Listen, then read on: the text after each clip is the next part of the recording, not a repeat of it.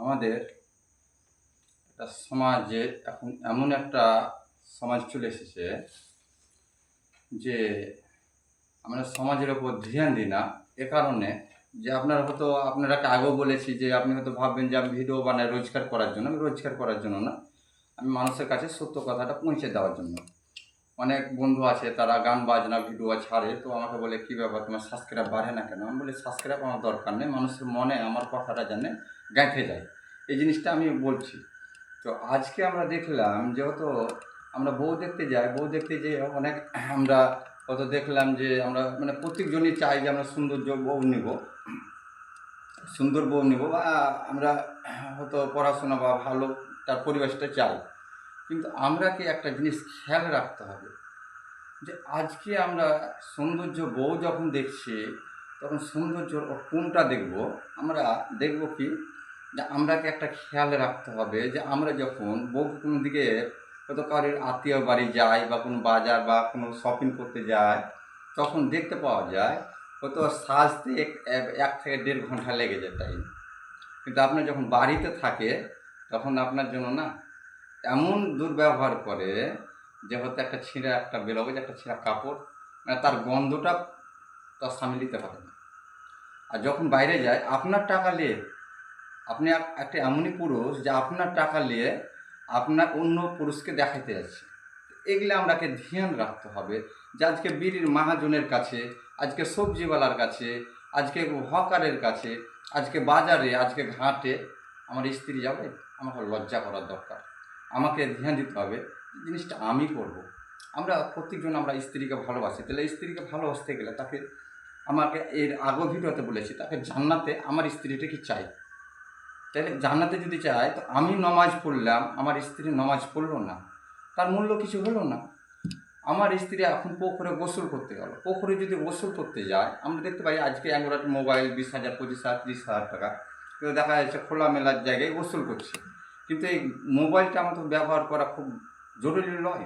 আমার জরুরি হচ্ছে যে আমার স্ত্রীর হেফাজতটা কী করে হবে, সেটার জন্য আমাকে খেয়াল করতে হবে। আমার স্ত্রীর বা আমার মেয়ে আজকে পুকুরে গোসল করতে গেল, গোসল করতে যে হতো সে গোসল করে আইলো আঁটু সাঁটু কাপড়ে, হয়তো যতগুলো মানুষ দেখলে ততগুলো মানুষ জেনা করলো, অথচ তার স্ত্রীরও পাপ হলো, অথচ যে দেখলো, যে মহিলা গেল তার পাপ হলো। তা আমাকে খেয়াল রাখতে হবে যে আমার স্ত্রীর সৌন্দর্য আমি দেখেছিলাম, কিন্তু আমাকে এরকম সৌন্দর্য দেখতে হবে যে আমার স্ত্রী পুকুরে গোসল করতে যাবে না, আমার স্ত্রী হয়তো বেপর্দায় চলবে না। আমরাকে এগুলো সৌন্দর্য দেখতে হবে।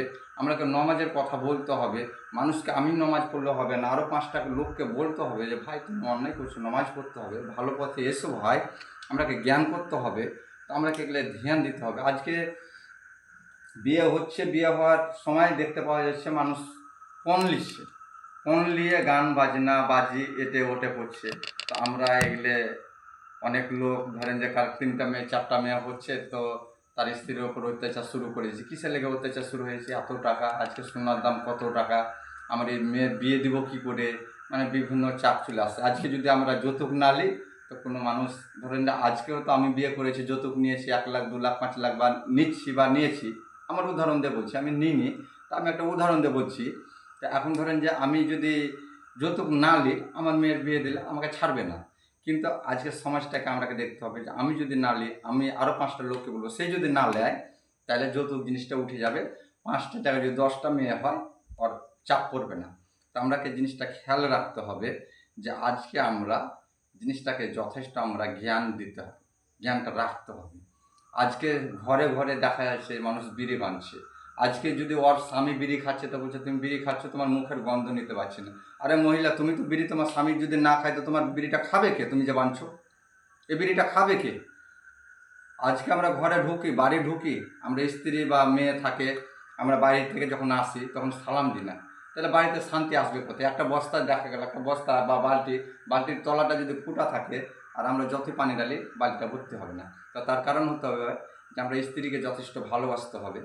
স্ত্রীকে বলতে হবে নমাজ পড়ো, দেখো তুমি যে নমাজ পড়ছো না, আমি নমাজ পড়ছি, তাহলে তো এটা কাজে হবে না, তোমাকে আমি নমাজ পড়ার জন্য নিয়ে এসেছি। তাকে চাপ দিতে হবে, তাকে চাপ দিতে হবে নমাজের জন্য। তা বলে যে তুমি অন্যের জন্য চাপ দিবে যে বিড়ি বাঁধছো না বা করছো না করছো না, তাকে ইসলামের পথে তাকে চাপ দিতে হবে যে তোমাকে নমাজ পড়তে হবে, বা ছেলেকে চাপ দিতে হবে বা মেয়েকে চাপ দিতে হবে। এগুলো আমাকে ধ্যান দিতে হবে। আমরা ধ্যান দেওয়ার জন্য আল্লাহ আমরাকে তৌফিক দান করুক। আসসালামু আলাইকুম রহমতুল্লাহি ওয়া বারাকাতুহু।